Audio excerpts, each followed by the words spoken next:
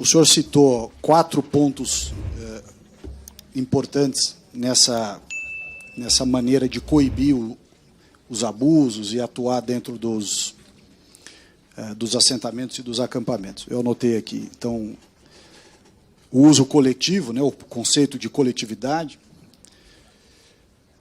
a visão de não atribuir privilégios a quem quer que seja, a disciplina e o estudo.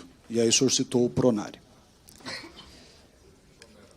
De novo, eu posso falar dos casos que nós investigamos, ouvimos, conhecemos aqui na CPI. Não posso falar da totalidade dos assentamentos e acampamentos, e tampouco, aí peço desculpa por discordar desse ponto, mas essa visão de amostral do 1%, né, não me parece cabível. Porque os casos trazidos aqui, ou investigados por nós, pelas informações colhidas na CPI, e obviamente o senhor não precisa concordar com isso, estou dizendo que nós apuramos aqui na CPI, são muito mais uma posição representativa da realidade do que está acontecendo do que o contrário.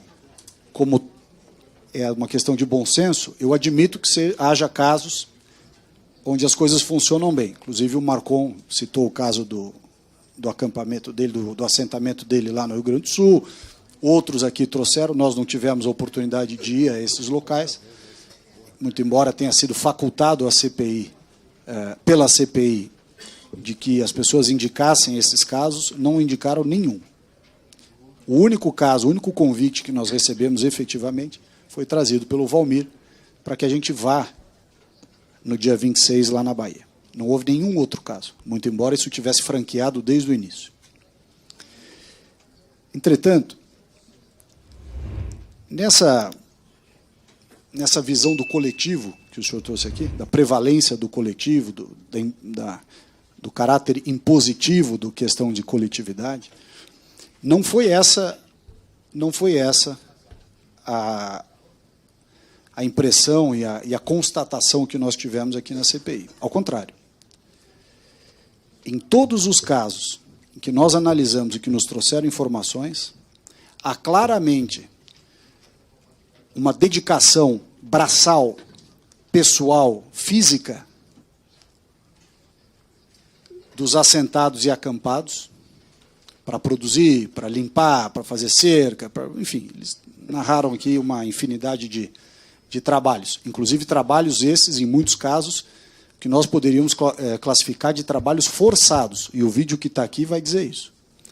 Seja como norma de disciplina, e eu vou chegar nesse ponto, seja como regra de maneira geral.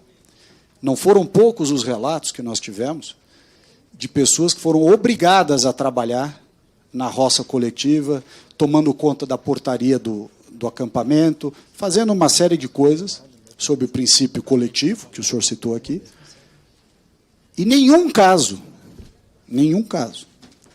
dos militantes fazerem o mesmo trabalho dos assentados e acampados, como se fosse uma classe superior dentro do acampamento e do assentamento.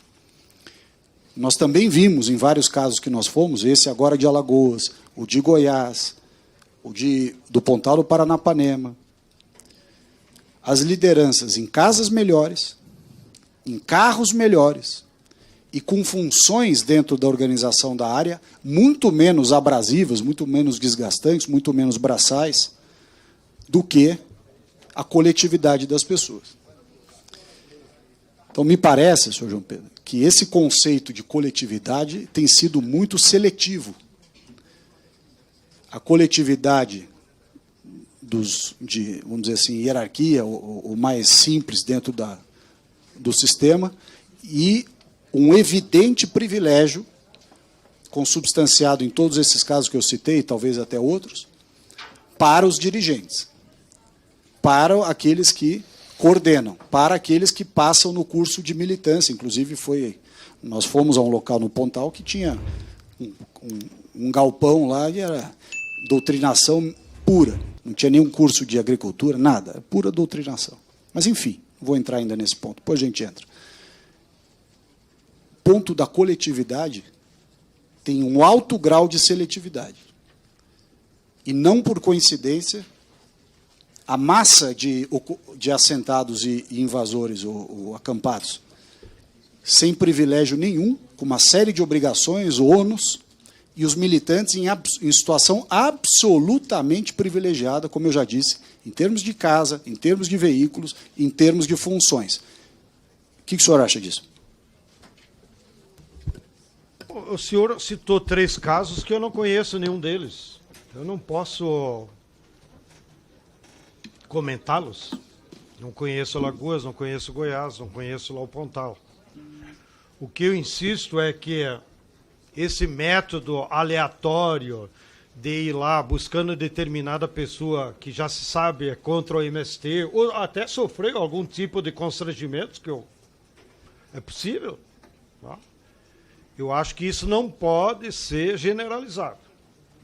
E sugiro que o senhor coloque no seu relatório, me desculpe, uma proposta, então, para dirimir as dúvidas. Por que não convoquemos os universitários, como dizia aquele programa de televisão? A Câmara contrate a Unesp, que tem se revelado uma grande universidade pesquisadora de questões agrárias. Contrata a Unesp e faça uma pesquisa. Como pensam os acampados, quais são os constrangimentos que eles sofrem, quais são os líderes que manipulam eles? Para nós interessaria muito. Ou a USP, ou qualquer outra universidade que tenha mais afinidade e tenha a possibilidade de percorrer o Brasil, porque o Brasil é grande. E o senhor há de convir que exemplos isolados, apesar de foi a realidade que o senhor está descrevendo, mas eu não posso concordar que se possa generalizar.